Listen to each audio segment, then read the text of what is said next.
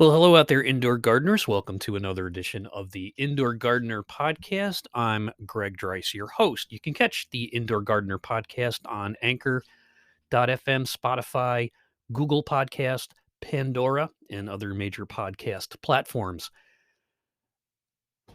So, for Pete's sake, is the name of this episode. For Pete's sake, what's the problem with peat moss? Well, there's a couple problems, and there's two different uh, issues with peat moss. The first off is the fact that peat moss is the much glorified soil conditioner for outdoor gardens. It's supposed to break up clay and do all this wonderful stuff. When it really turns out there's so much better stuff for use in outdoor gardens than peat moss to begin with, starting with compost, dried manure, are two things that should be used in place of peat moss outdoors. In the outdoor garden, peat moss doesn't do much unless you need a really boggy soil for growing something like cranberries or blueberries and maybe rhododendrons and azaleas. But other than that, it really was overrated, overused, and really contributes nothing to general outdoor gardening.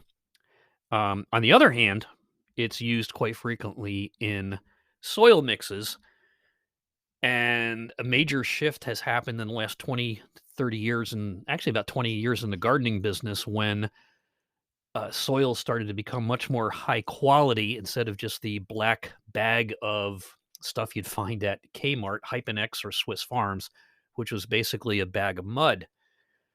And long ago, commercial growers started incorporating peat moss when Cornell University developed what they call the Cornell Peat Light Mix, which today common name for that is ProMix. And ProMix, or the Cornell Peat Light Mix, in its infancy, is 2 parts peat moss, 1 part vermiculite, 1 part perlite, each having their own specific role in developing soils, with peat moss being the base. Once peat moss gets wet, it stays wet. You ever taken a bale of peat moss and dropped it in your wheelbarrow or tried to mix it in a little tub and you add water to it, it tends to float. Vermiculite is mica, and that holds water and nutrients like a sponge. Perlite is an expanded volcanic material that adds porosity, airspace, and drainage. And what they found out when they developed the Cornell Peat Light Mix was there was a lot less disease problems with seedlings, such as damping off. Damping off is a fungus that happens right at the soil line. It looks like your seedlings just flop over at the soil line, and a lot of that had to do with poor drainage, poor soils, etc. So the Cornell Peat Light Mix was totally inert. They had no pathogens in it. It was pretty much sterile, but it also had no good stuff in it. So in the long run, it turned out to work much better than using soils from outdoors, um, for growing. And the added benefit to the Cornell Peat Light Mix for heavyweight soils for commercial growers was seemed to have a few less back problems because it's much easier carrying around trays of pots that have a lightweight peat base mix in them versus the heavier soil. So let's get back to the debate on peat moss. Um, it comes from the sustainability standpoint. Is it renewable? And what are the ecological benefits of peat bogs? Well, there's a lot. They support a lot of plant life, a lot of wildlife, especially amphibians and turtles and such like that, along with frogs and salamanders. And they are a huge carbon storage sink for all over the world. I think there's something like uh, a very large percentage. I forget what it is. I just read it recently. 5, 10, or 20% of all the world's carbon, or something like that, is stored in peat bogs. So if you're into the carbon game, peat bogs are very important from that standpoint. But there's a little bit of a misnomer as to the sustainability and renewability of peat moss, because a lot of the emphasis is being placed on the peat bogs that are depleted, and those are located generally in Western Europe and the United Kingdom, where for years, um, peat was used to heat homes, not just for planting. So a lot of it's the old Irish fuel and Scottish fuel. You chop peat from the bogs, you stick it in the fireplace, and that's how people heated their homes. But what happened was very little reclamation and restoration was done, and by the time they found out the importance of the bogs and its importance in storing carbon, it was kind of too late. So that's where the sustainability or the lack of renewability and the environmental degradation comes in and kind of has taken over the picture. And it's not the whole story. Meanwhile, North America gets most or just about all its peat moss from Canada. There are a few peat bogs in the United States, but they're not that many. Um, so according to Science Direct in a paper from January 20th, 2022, oh, here's the part right here. Peatlands around the world store one third. It's higher than I thought of the global soil carbon. And they say, however, peat extraction and drainage for forestry and agriculture has resulted in degradations of most of the peatlands in Europe. And again, that's from Science Direct from a paper on January 20th, 2022. Now, jump over to Canada.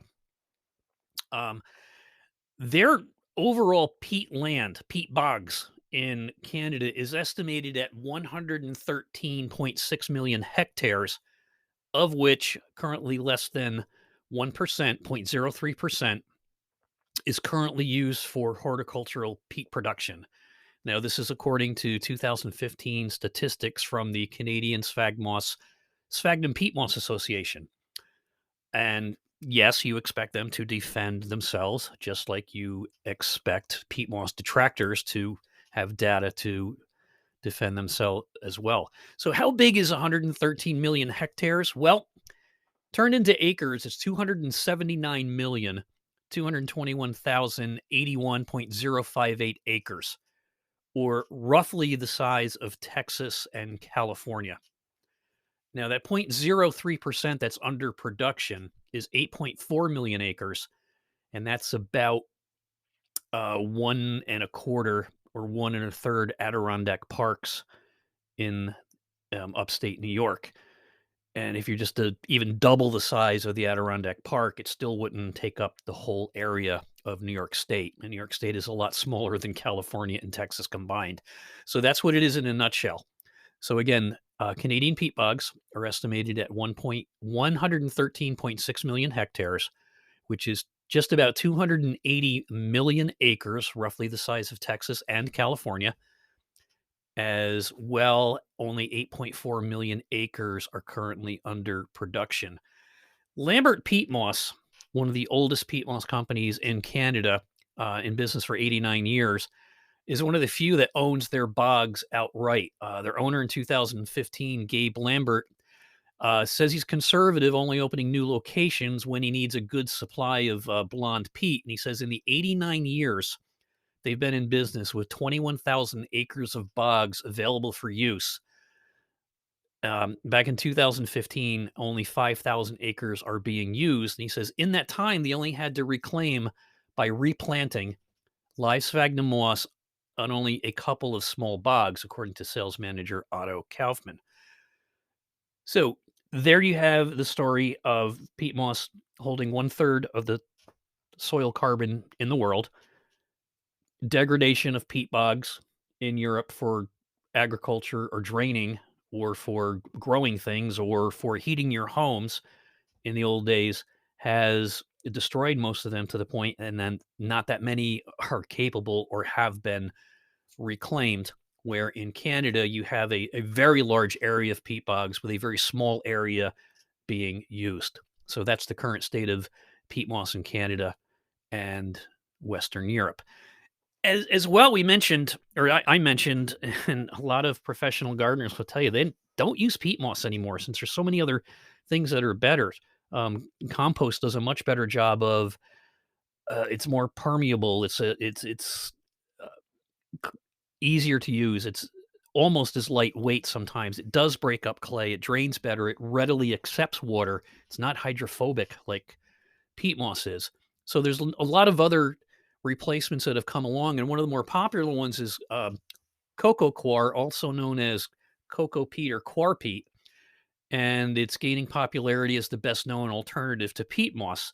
Now, the problem with that is it's not harvested up in Quebec or Canada, just about 6 or 8 hours from where I live. Most of it, or a lot of it, comes from Madagascar, off the coast of Africa. And depending on which product the coir is being turned into, the process can take anywhere from 6 months to 18 months. And there's some environmental issues there, from using fresh water to rinse the salt out, to the fact that it's originally, I believe, soaked in salt water to clean it up or whatever it does. And then you have these leftover areas of heavy salt that's left over if these little areas where the cocoa was first put and not used anymore. So you have the problem of the salt drying up and blowing around. You have your little salton sea like they have out in California.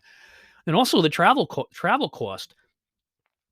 If you are in Scandinavia and you're having your orange juice for breakfast, that orange juice has what is known as 15 to 20,000 food miles to get there.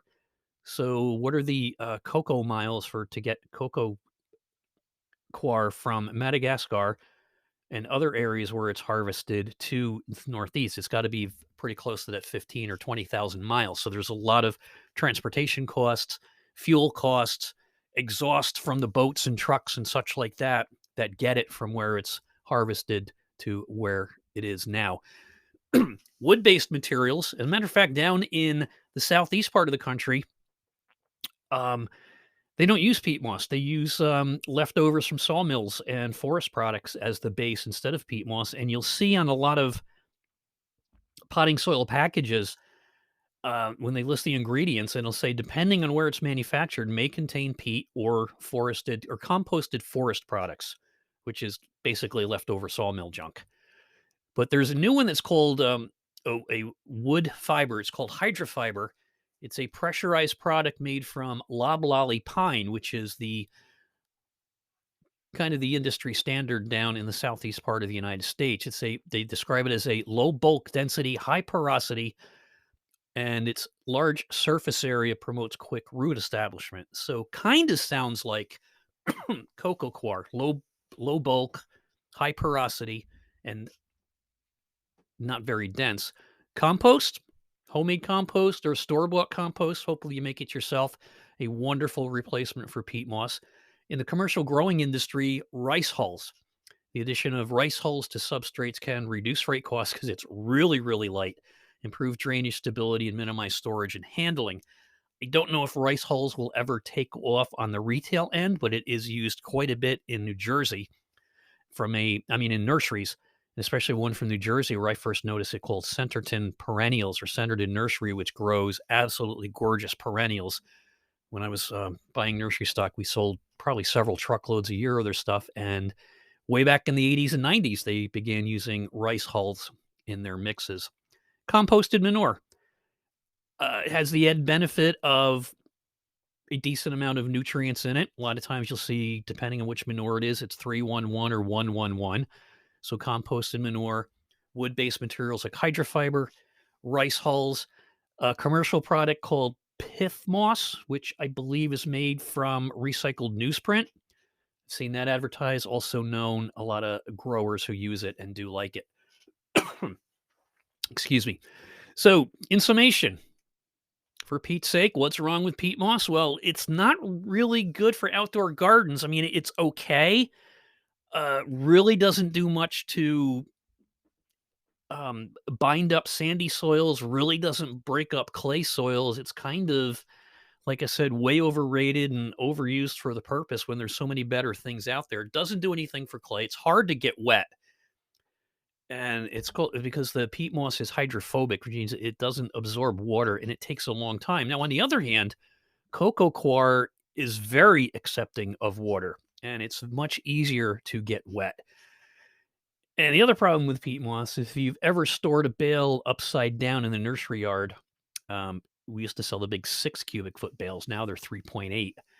And one of our guys in the first place I worked at knew he was going to get fired. So he took the peat moss that we had on a pallet, turned it upside down, and put it under one of the sprinkler stands so that the water all went into the bag. And a pallet of 6 cubic foot peat moss probably is only 30 or maybe 40 bales at the most. And we had to move it out of the way. And it probably took 3 of us, I'm guessing, a good 3 or 4 hours to move that, because those bales, when they're wet, weighed several hundred pounds. So peat moss, when it does get wet, can hold 30 to 40 times its weight in water. So it's good for blueberries or boggy crops, acid-loving crops like that. Or if you're going to grow some pitcher plants outside, if they're hardy in your area where they are here, they grow in a boggy area. So it kind of would fit that place there. And peat moss in commercial mixes, growers mixes, was pretty popular when it developed the Cornell peatlight mix, and it had perlite, vermiculite, and peat moss in it, reduced disease in seedlings and cuttings, lighter weight. And then it began being mixed in commercial soils.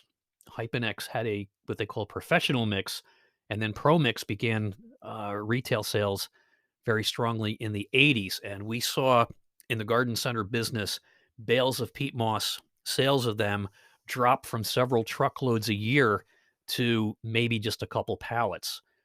And that's because people started using other things. Container gardening became very popular, and you didn't need peat moss because it was in soil blends.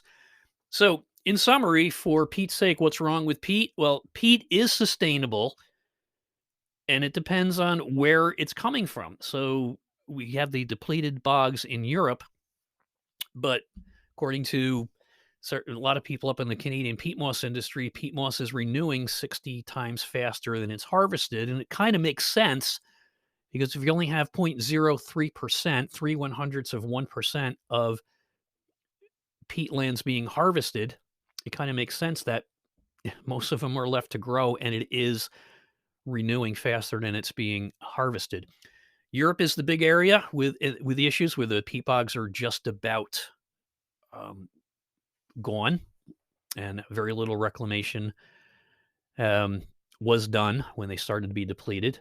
And there are new substitutes that are better than peat that exist, and some of them are free if you make it yourselves, and others, such as the wood fiber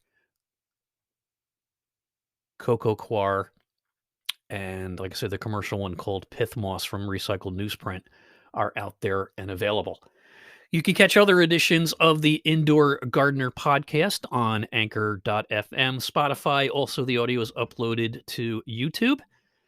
If you have any questions, you can reach us on the Indoor Garden on Facebook, the Indoor Garden on TikTok, the Indoor Garden on Instagram, as well as you can respond and send questions to anchor.fm. Thanks for listening. Spread the word. And please visit our online shop at theindoorgarden.etsy.com. Thank you very much for listening. This is the Indoor Gardener Podcast. I'm Greg Draiss, and happy gardening.